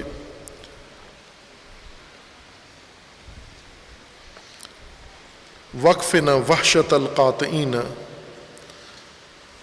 وحشت کا زمانہ، خذلان کا زمانہ اور تباعد کا زمانہ، تباعد نوائب الزمان، شدت حدت نوائب زمان، وشر مصائد الشیطان، شیطانی ہتھکنڈوں کا زمانہ، ومرارت سولت السلطان، جابر ترین ظالم ترین حکمرانوں کے ظلم و ستم کا زمانہ۔ اب یہ ان 4-5 سطروں کے اندر امام علیہ السلام نے اپنا عہد ذکر فرمایا ہے، اور اس عہد میں اپنی روش بتائی ہے، اپنی اسٹریٹجی بتائی ہے، اپنی حکمت عملی بتائی ہے، اور اپنی امامت کا اسلوب بتایا ہے، طریقہ بتایا ہے کہ کس طرح سے یہ عہد امام نے بسر کیا۔ امام نے جو کچھ دیکھا اپنے والد شہید کے ساتھ، چونکہ آپ سفر کربلا میں بھی آپ ذاکروں خطیبوں سے سنتے ہیں، امام جب مدینے سے روانہ ہوئے تو ذکر آتا ہے حضرت علی اکبر کا، حضرت عباس کا، حضرت مسلم ابن عقیل کا، حضرت سید ساجدین کا، کہیں ذکر نہیں آتا۔ روایات میں ہے کہ آپ کی عمر یا 25 سال تھی یا 28 سال تھی۔ وہ 25-28 سال کا جوان کیوں ذکر نہیں ہے کسی تذکرے میں کہ امام مکہ میں امام 4 سال رہے، امام زین العابدین علیہ السلام ساتھ رہے، مدینہ سے نکلے امام زین العابدین ساتھ تھے، 28 سال کی عمر میں یا 25 سال کی عمر میں۔ تاریخی لحاظ سے حضرت علی اکبر امام علیہ السلام کے سب سے بڑے فرزند ہیں، ان کے بعد علی اوسط ہیں، یہی امام زین العابدین، اور پھر علی اصغر ہیں۔ لیکن یہاں یہ ہے کہ حضرت امام زین العابدین سب سے بڑے فرزند ہیں، اور ان کے بعد حضرت علی اکبر ہیں۔ امام حسین علیہ السلام کے 3 بیٹے ہیں، تینوں کا نام علی ہے، علی اکبر، علی اوسط، علی اصغر۔ ایک عبداللہ بھی ہیں، عبداللہ رضی، جن کا ذکر ان کا بھی کمتر ہوتا ہے، کہ جو شیرخوار تھے، حضرت علی اصغر سے چھوٹے بیٹے ایک امام کے، ظاہراً وہ اسی سفر میں متولد ہوئے تھے یا کربلا میں ہی متولد ہوئے، ان کا بھی ذکر آتا ہے امام علیہ السلام کی اولاد میں، عبداللہ رضی جن کو کہا جاتا ہے۔ بعضوں نے یہ کہا ہے کہ وہ حضرت علی اصغر ہی ہیں، انہی کا نام ہے، بہرکیف یہ ذکر ملتا ہے عبداللہ رضی کا۔ امام زین العابدین علیہ السلام امام کے ساتھ ہیں، مکہ میں 4 مہینے امام نے قیام کیا، امام زین العابدین علیہ السلام سب کچھ مشاہدہ کر رہے ہیں کہ 4 مہینے کی تبلیغ اور دعوت کے بعد امام تنہا انہی افراد کے ساتھ جن کے ساتھ مدینے سے آئے تھے، انہی کے ساتھ مکہ سے روانہ ہو گئے، مکہ سے کوئی شامل نہیں ہوا۔ اور امام زین العابدین علیہ السلام نے دیکھا کہ مدینہ میں کتنی کثرت سے بنو ہاشم ہیں، یہ بنو ہاشم کی مردم شماری آپ کے پاس نہیں ہے، کسی نے بتائی بھی نہیں آپ کو۔ اشارہ کیا تھا ہم نے سابقہ 1-2 سال کی مجلس میں کہ مدینہ میں کتنے قبیلے بنو ہاشم کے تھے، اور ان میں سے کتنے افراد امام حسین علیہ السلام کے ساتھ آئے اور کتنے نہیں آئے، یہ امام زین العابدین علیہ السلام نے دیکھا۔ اور پھر مکہ سے تنہائی کے ساتھ سفر یہ دیکھا، راستے میں جو منزلیں طے ہوئیں امام زین العابدین علیہ السلام نے دیکھا، پھر کربلا میں پہنچنا۔ ہمارے ذہنوں میں جو ہمیں بتایا گیا ہے وہ امام علیہ السلام بیمار، ناتوان، ضعیف، اور باقی ساری عمر گریہ کرنے والے، رونے والے، کربلا میں بیمار، کربلا کے بعد رونا۔ یہ وہ تصویر ہے جو شیعوں کے ذہن میں موجود ہے، جو شیعوں کے ذہن میں یہی شیعوں نے لوگوں کو بھی بتانی ہے۔ اس سے مرثیہ نوحہ تو بن جاتا ہے، لیکن اس سے امامت کے نظام کا اور امامت کے 34 سالہ عہد کا تصور سامنے نہیں آتا کہ امام علیہ السلام نے 35 سال امامت کس طرح سے کی، کیا کیا۔ امام خود اس دور کا نقشہ پہلے بیان فرما رہے ہیں کہ یہ تھا کیسا زمانہ جس میں امام زین العابدین علیہ السلام عہدہ امامت پہ فائز ہوئے۔ ایک امام فرما رہے ہیں کہ یہ خذلان کا زمانہ ہے۔ خذل عربی لفظ ہے، نصر کے مقابلے میں ہے۔ نصر اور خذل، نصر عربی لغت کے اعتبار سے اس جمعیت کو کہتے ہیں جو مصیبت میں پھنسے ہوئے، مشکل میں گرفتار لوگوں کو آ کر مشکل سے باہر نکال دیں۔ عربی میں نصر اس سیلابی ریلے کو کہتے ہیں جو اونچائیوں سے، پہاڑیوں سے تند و تیز طغیانی کے ساتھ آ کے بہہ کے اور میدانی علاقے میں کھڑا ہوا پانی، جوہڑ میں کھڑا ہوا پانی، اس کھڑے ہوئے پانی کو دھکیل کے اپنے ساتھ بہا کے لے جاتا ہے۔ یہی نصر کا معنی قرآن نے استعمال کیا ہے، یعنی جہاں پر بھی کوئی دین کا کام رکا ہوا ہے، راہ خدا میں کوئی مشکل ہے، مومنین کو مشکل ہے یا ضرورت ہے، تو وہاں پر وہ آمادہ طبقہ، حامی طبقہ، مستعد طبقہ جو توانا ہے، طاقتور ہے، وہ آئے میدان میں اور آ کر اس میدانی مشکل کو حل کر دے اور اس پریشانی سے باہر نکال دے۔ ان کو ناصرین کہتے ہیں۔ خذل کا مطلب ہوتا ہے تنہا چھوڑ دینا، اس کو جس کی مدد کرنی چاہیے، جس کی نصرت کرنی چاہیے، اسی کو تنہا چھوڑ دینے کو خذل کہتے ہیں۔ ویسے تو انسان نے بہت کچھ چھوڑا ہوتا ہے، ابھی آپ باہر روڈ پہ جاتے ہیں، آپ کو آتے جاتے ہوئے ہزاروں لوگ نظر آتے ہیں، ان میں سے بہت سارے ضرورت مند ہوتے ہیں اور ان میں سے ہم کسی کی بھی ضرورت نہیں پوری کرتے، گزر جاتے ہیں چپ کر کے۔ لیکن کبھی کبھار آپ اپنے دوستوں، اپنے رشتہ داروں اور اپنے پڑوسیوں سے بھی گزر جاتے ہیں۔ یہ جو روڈ پہ کھڑے ہوئے لوگوں سے گزر جاتے ہیں یہ خذل نہیں ہے، لیکن جب اپنے رشتہ داروں، اپنے پڑوسیوں، اپنے دوستوں کی مشکلات میں ان کو تنہا چھوڑ کے گزر جاتے ہیں، یہ خذل ہے۔ خذل تنہا چھوڑ دینا، اس کو جس کی مدد کرنا چاہیے، جس کی حمایت کرنا چاہیے، اس کو تنہا چھوڑ دینا۔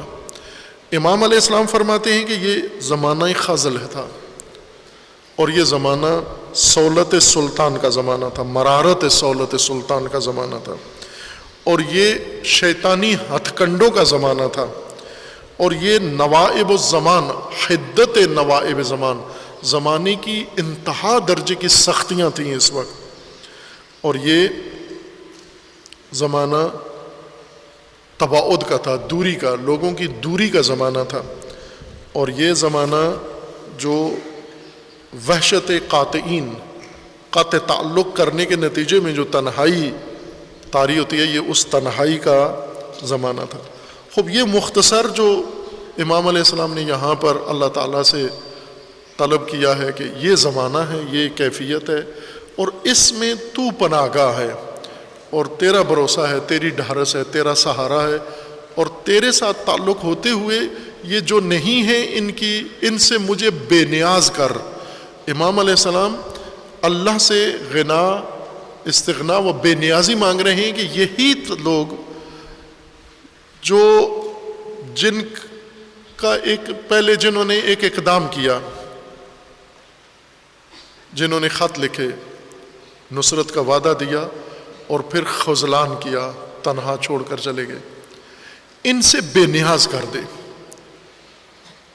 اور جس طرح امام نے فرمایا کہ قد لنا ولا تقد علینا، اے پروردگار ہمارے حق میں، ہمارے فائدے میں تدبیر کر، ہمارے نقصان میں تدبیر نہ کر۔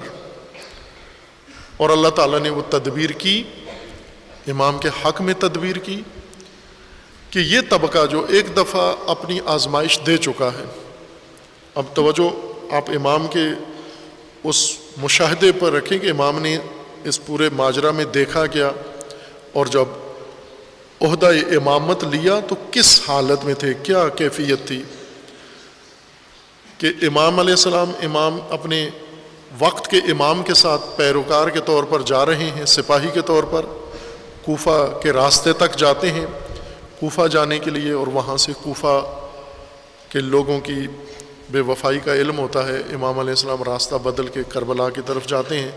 پھر کربلا میں پہنچنے تک امام نے متعدد لوگوں سے رابطے کیے، قاصد بھیجے، کئی جگہوں سے قاصد بھی واپس نہیں آئے، جن کے پاس قاصد بھیجے تھے انہوں نے قاصدوں کو شہید کر دیا، قتل کر دیا، اور یہ سب امام سجاد علیہ السلام دیکھ رہے ہیں۔ پھر روز عاشور وہ سارا مجمع جنہوں نے خط لکھ کے کہا تھا کہ آپ آئیں، ہم آپ کے فرمان پہ اٹھنے کے لیے تیار ہیں، وہ سارا مجمع تلواریں لے کر قتل کرنے آیا ہوا، اور امام حسین علیہ السلام ان کو ان کے خط دکھا رہے ہیں کہ یہ نام لے لے کر کے فلاں فلاں تمہارے تو خط لکھنے والوں میں نام ہیں۔ یہ امام سجاد علیہ السلام آنکھوں سے دیکھ رہے ہیں۔ اب یہ لشکر جتنا بھی کربلا میں تھا یہ سب کوفے کا لشکر تھا، کوفی لشکر تھا، شام سے نہیں آیا تھا، حجاز سے نہیں آیا تھا، بصرہ سے نہیں آیا تھا، یہ فقط کوفہ سے آیا۔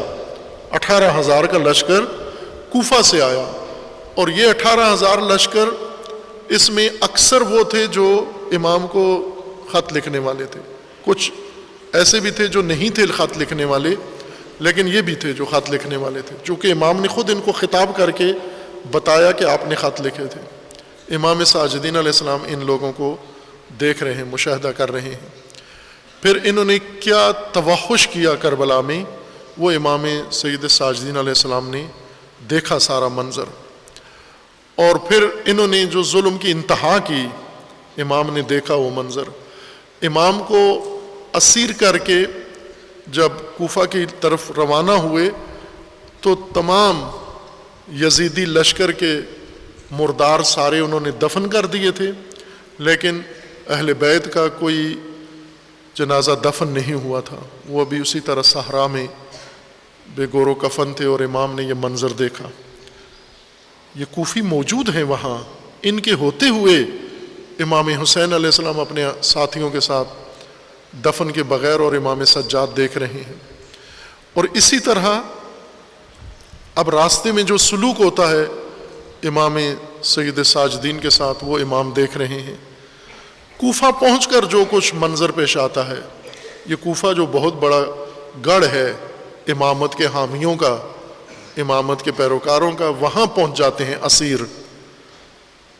امام آئے بھی وہیں کے لیے تھے، لیکن وہاں اس وقت نہیں پہنچے، اب کاروان اہل بیت، کاروان امام حسین کوفہ پہنچ جاتا ہے، اور اس منظر کو امام سجاد علیہ السلام دیکھ رہے ہیں، اور یہ بہت دردناک منظر ہے جو امام سجاد دیکھ رہے ہیں۔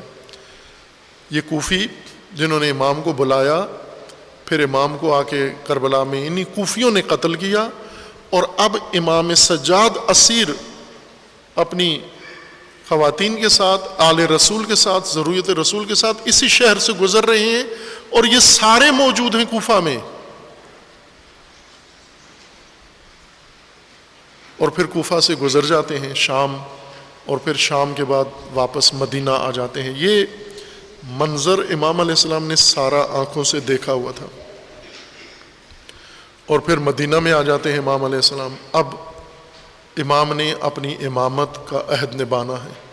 حجاز میں دیکھا امام نے آنکھوں سے کہ امام حسین علیہ السلام نے کتنی دعوت دی، ہاشمی و غیر ہاشمی کو کوئی حجازی امام کے ساتھ شامل نہیں ہوا، امام حسین علیہ السلام کے ساتھ، اور پھر کوئی کوفی شامل نہیں ہوا، کوئی بصری شامل نہیں ہوا۔ یہ قافلہ جیسا آیا تھا اسی طرح شہید ہو کر اور اسیر ہو کر اب امام سید ساجدین علیہ السلام واپس مدینہ تشریف لے آتے ہیں۔ اور اب اس کے بعد اب امام کے عہد میں 7 بنو امیہ کے حکمران گزرتے ہیں، ایک سے ایک بڑا شیطان اور فاسد اور ظالم و ستمگر۔ یہ امام علیہ السلام کا عہد امامت ہے جس میں حکومت اس نوعیت کی ہے۔ اور امام علیہ السلام جو فرما رہے ہیں کہ اے خدایا قطع قاطعین، جنہوں نے صلہ چھوڑ دیا، رابطہ کاٹ دیا ہے، ان کے قطع تعلق سے جو وحشت ہے وہ وحشت مجھے پریشان نہ کرے، چونکہ تیرے ساتھ رابطہ اس تنہائی، اس غربت، اس پر ڈھارس ہے اور ذریعہ ہے۔ خوب عزیزان، امام سید ساجدین علیہ السلام نے یہ سارا منظر دیکھا. اب حکومت قاتلوں اور ظالموں اور ستمگروں کی ہے، بنو امیہ کی ہے. حجاز و شام مخالفوں کے علاقے ہیں، کوفہ و بصرہ حامیوں کے پیروکاروں کے علاقے ہیں، لیکن رویے سب کے ایک جیسے ہیں، مشابہ ہیں. حجاز میں تحریک چلتی ہے عبداللہ ابن زبیر کی. امام سید ساجدین مدینہ میں موجود ہیں، مدینہ سے قیام ہوتا ہے، مدینہ پہ حملہ ہوتا ہے، مدینہ میں یہ تحریک کچلی جاتی ہے، اور امام سجاد علیہ السلام مدینہ میں ہی ہیں. پھر اس کے بعد کوفہ میں توابین اٹھتے ہیں، امام سید ساجدین مدینہ میں موجود ہیں. پھر اس کے بعد مختار اٹھتے ہیں، قیام کرتے ہیں، امام سید ساجدین علیہ السلام مدینہ میں موجود ہیں. یہ تمام زمانہ گزرتا ہے، 35 سالہ دور حکومت، اور امام زین العابدین کے نزدیک کوئی نہیں آتا، قریب کوئی نہیں آتا. نہ مسئلہ شرعی پوچھنے آتے ہیں، نہ تعلیم لینے آتے ہیں، نہ مشاورت کرنے آتے ہیں، نہ اذن لینے آتے ہیں، نہ اجازت لینے آتے ہیں. کربلا کے نام پر، امام حسین کے انتقام پر تحریکیں شروع کرتے ہیں. امام سید ساجدین سے ایک گواہی تاریخ کے اندر موجود نہیں ہے کہ توابین میں سے کوئی آیا ہو، ان کوفیوں میں سے کوئی آیا ہو، مختار کا کوئی آنے جانے والا آیا ہو. انہوں نے ہر ایک کی بیعت کی. عبداللہ ابن زبیر کی بیعت کی، امیر المومنین مانا. محمد ابن حنفیہ کی بیعت کی، امیر المومنین اور امام مانا، اور مذہب بنا لیا. ایک مذہب یہ بنایا کہ امام، نعوذ باللہ، امام زین العابدین امام ہی نہیں ہیں. ظاہر یہ انہی لوگوں کے ہاں یہ تصور آیا جو امامت کے قائل تھے. جو منکر امامت تھے وہ تو کہتے تھے امیر المومنین بھی نعوذ باللہ امام نہیں ہے. وہ تو امیر المومنین کی بھی امامت کے قائل نہیں تھے، وہ امام حسن کی امامت کے قائل نہیں تھے، وہ امام حسین کی امامت کے قائل نہیں تھے. لیکن اب وہ لوگ جو کہتے ہیں کہ امام فقط 3 تھے، امام علی، امام حسن و امام حسین، اس کے بعد امامت کا سلسلہ ختم ہو گیا. یہ فرقہ امام زین العابدین کے زمانے میں پیدا ہوا، اور جنہوں نے یہ کہا کہ یہ نعوذ باللہ امام ہی نہیں ہے. اب ظاہر ہے یہ مخالفین تو نہیں تھے، امامت کے نظریہ رکھنے والوں کا یہ تصور بنا. یہ فکر انہوں نے ترویج کرنا شروع کی. ایک گروہ ایسا ہوا، انہوں نے کہا نہیں، امام حسین کے بعد امام ہیں، محمد ابن حنفیہ امام ہیں، امام زین العابدین امام نہیں ہیں. محمد ابن حنفیہ کی امامت کا باقاعدہ پرچار کیا، بیعت کی، اور مختار نے جو قیام کیا محمد ابن حنفیہ کی اجازت سے کیا. محمد ابن حنفیہ، پھر محمد ابن حنفیہ کو کہا کہ ان کے بعد کون امام ہے. جب ان کی وفات ہوئی کہا ان کے بعد کوئی امام نہیں ہے، یہ مہدی آخر الزمان ہیں. وہ جن کی غیبت کا کہا گیا تھا یہ وہ ہیں، پردہ غیبت میں چلے گئے ہیں، ظہور کریں گے. یہ تفکر کوفہ میں، یہ تفکر بصرہ میں، یہ تفکر ارد گرد تنظیمیں اور جماعتیں، انجمنیں بن کر یہ نظریے پھیلا رہے ہیں. اور امام زین العابدین سے کسی کا کوئی ارتباط نہیں، پوچھنے تک نہیں آتے. اس لیے کہ کربلا میں انہوں نے جو کچھ دیکھا، اب امام زین العابدین علیہ السلام سے رابطہ رکھنے میں ان کو اپنی موت نظر آتی تھی. حکومت بھی اس چیز پر ناظر تھی کہ کون آتا ہے اب امام زین العابدین علیہ السلام کے پاس. اور ایسا انہوں نے دوری اختیار کی کہ امام علیہ السلام اللہ کی بارگاہ میں فرماتے ہیں کہ اس عہد میں فقط تیری پناہ ہے، اور میں تیری پناہ میں مطمئن ہوں، مجھے کوئی پریشانی گھبراہٹ نہیں ہے. اور یہ ان لوگوں کا رویہ تھا خذلان کا امام علیہ السلام کے عہد میں.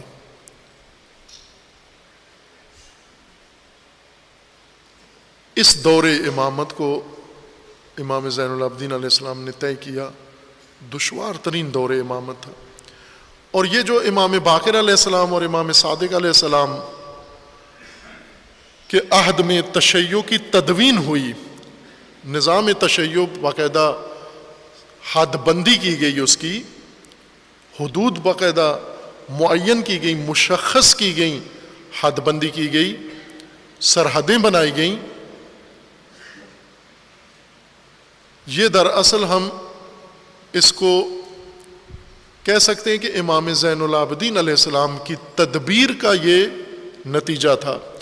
اس لیے کہ بنو امیہ کے ظالم ستمگر یہ ٹھان کے بیٹھے ہوئے تھے کہ کربلا کے بعد مکمل طور پر اہل بیت، آل رسول، خاندان رسول اللہ کا بھی خاتمہ ہے، اور تشیع کا بھی، پیروان علی کا بھی، یعنی بنو امیہ امیر المومنین اور امیر المومنین کی اولاد اور پیروکاروں کو اپنا رقیب سمجھتے تھے. یوں نہیں کہ انہوں نے دیکھا کہ کربلا میں ہم نے اگر ان کو شہید کر دیا ہے تو ہماری کامیابی ہو گئی، یا اس پر اکتفا کر لیں. انہیں یہ معلوم تھا کہ جب تک یہ خاندان موجود ہے بنو امیہ کا اقتدار خطرے میں ہے. اب انہوں نے یہ جب تدبیر اپنائی بنو امیہ نے، اس کا اثر سب سے زیادہ کوفہ پہ ہوا، اور جہاں جہاں بھی اہل بیت کے چاہنے والے تھے ایسا اثر ہوا کہ انہوں نے امام زین العابدین کے متبادل راستے سوچنا شروع کر دیے.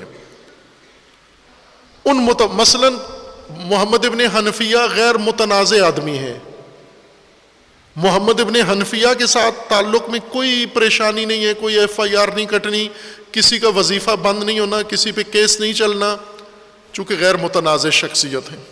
اسی طرح بنو ہاشم میں سے اور بہت سارے افراد تھے.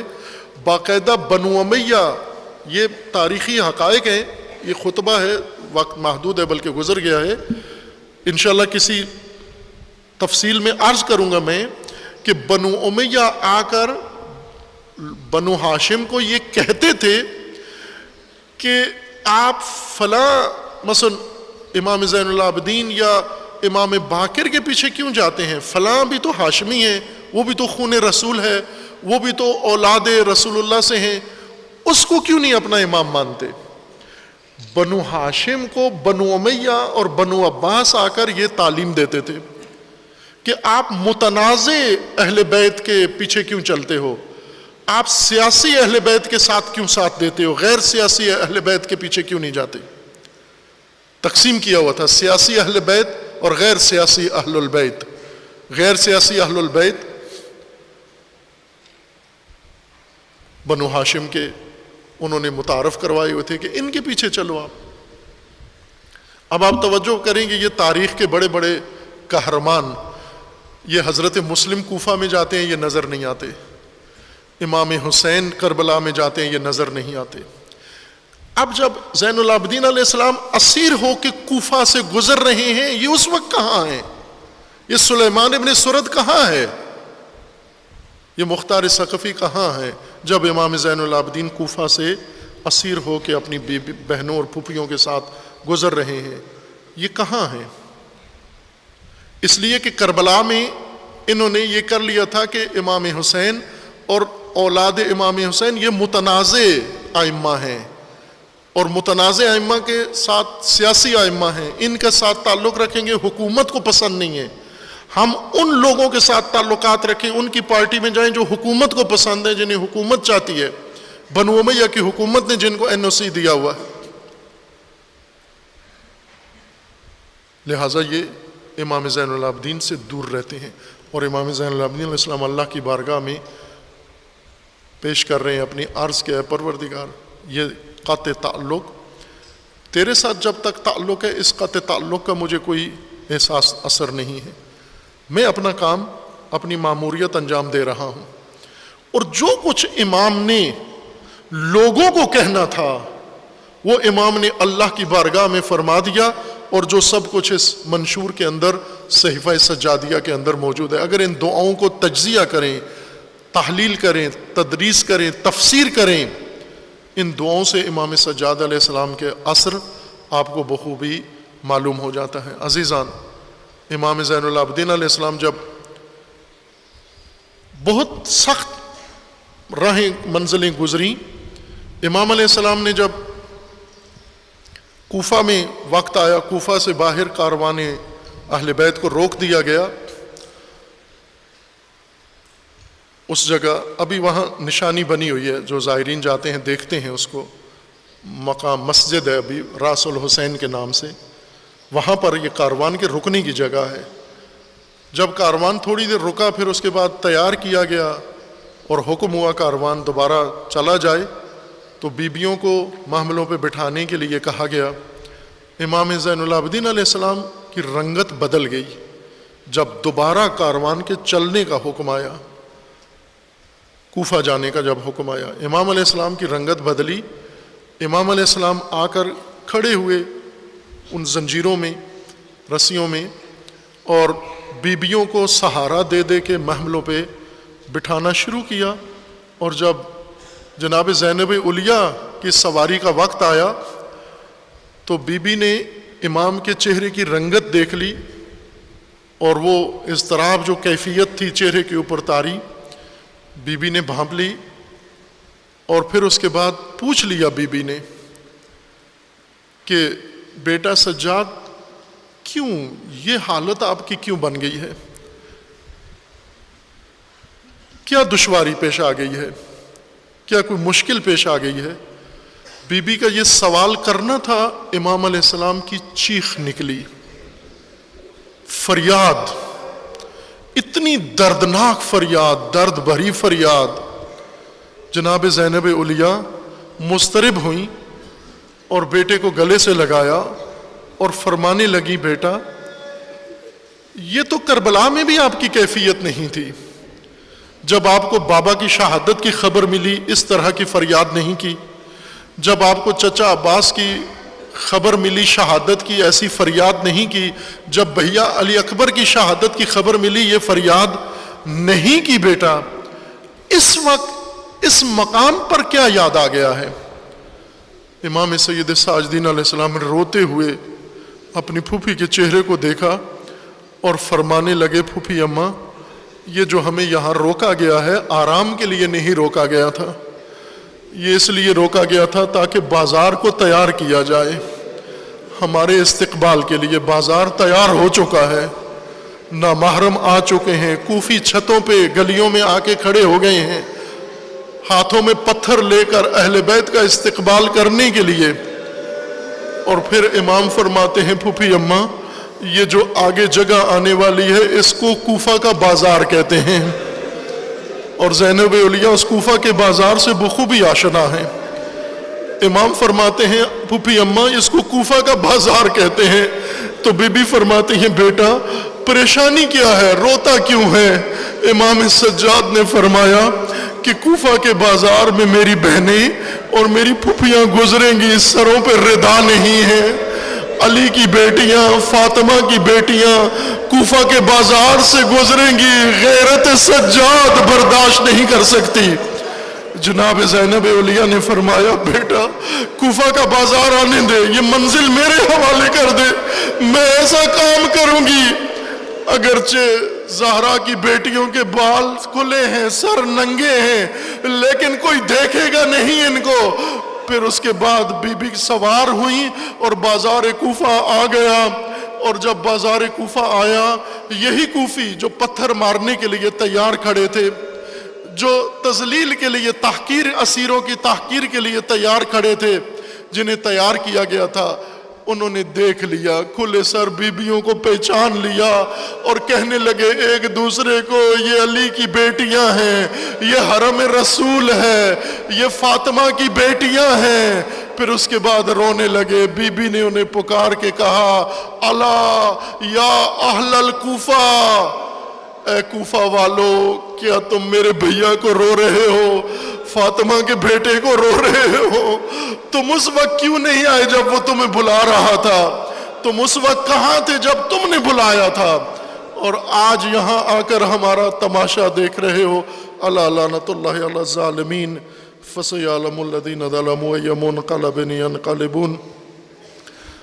اعوذ باللہ من الشیطان الرجیم، بسم اللہ الرحمن الرحیم۔ قل هو اللہ احد اللہ الصمد لم یلد ولم یولد ولم یکن لہ کفوا احد۔